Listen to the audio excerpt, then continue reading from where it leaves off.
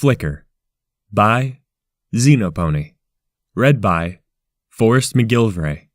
Chapter 6 Epilogue. The large wooden door to the ruined castle hung ajar as the small group of ponies approached. At the front of the group were 3 bouncing fillies that, despite their excitement at finally having a chance to come into the forest, bore hints of fear in each of their hearts. It had been at least a day since any of them had seen any of their friends or sisters, and worry was in no short supply.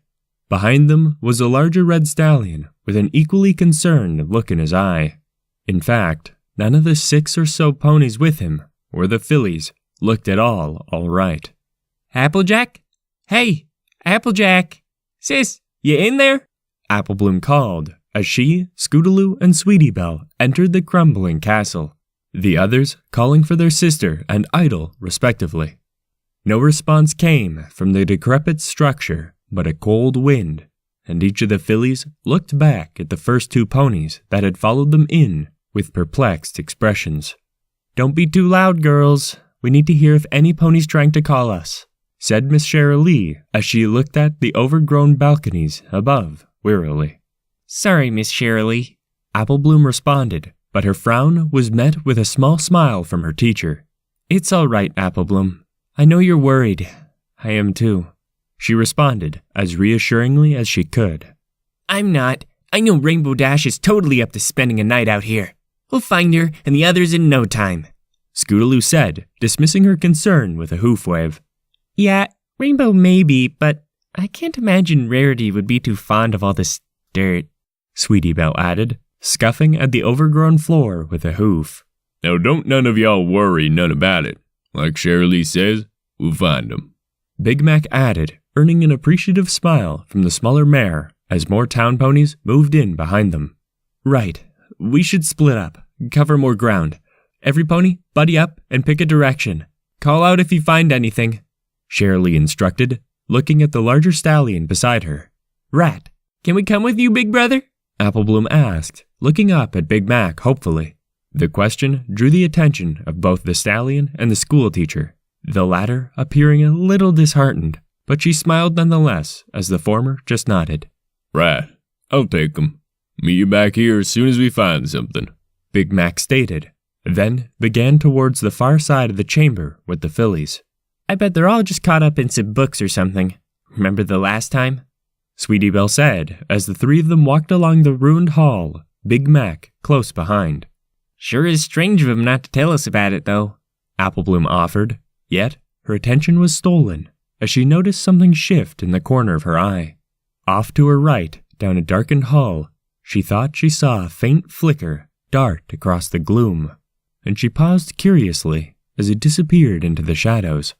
"Hey, y'all see that?" she called to the others. Every pony stopped and looked, except for Scootaloo, whose eyes became focused on a small crevice on the other side of the hall. "See what?" Sweetie asked, cocking her head in confusion as she tried to peer into the gloom. "I don't know. It looked like some kind of lat or something. Only it was blue," Applebloom explained, raising a hoof to her muzzle. "Hey, you 2, come take a look at this," called Scootaloo, but the orange Pegasus words were lost on the others as Big Mac began down the side corridor Applebloom had pointed out. "Y'all stay right there. Don't leave my sight, you hear?" the red stallion instructed as he began towards the far end of the dark hallway. Both Applebloom and Sweetie Belle nodded, but before they could say anything, they were tapped on the back by Scootaloo. "Hey, didn't you hear me? Come look at these things," the Pegasus said excitedly, directing her friends over to the small hole in the wall. All the while, Applebloom kept glancing back at her older brother as she peered around the corridor at the far end of the hall. Then she looked into the crevice Scootaloo had pointed out, along with Sweetie, to see a set of 3 faintly glowing black orbs. Each of the spheres seemed to brighten at their presence, as if excited to see the 3 curious faces that peered at them. "What are they?" Sweetie asked, but Scootaloo just shrugged. "Beats me, but don't they look totally awesome?" the Pegasus said eagerly. Meanwhile, Applebloom took another look down the opposite hall, only to see her brother had vanished. Cocking her head in confusion, she took a step forwards. A peculiar scent drifted upon the air. Then, once again, that strange blue light flickered in the corner of her eyes. Ooh, ooh, ooh, I think that one just moved, Sweetie Belle squeaked, pointing a hoof as one of the glowing orbs shifted. What? Let me take a look, Scootaloo said as she pushed in beside Sweetie. And, true to the unicorn's words, one of the orbs shuddered brightly.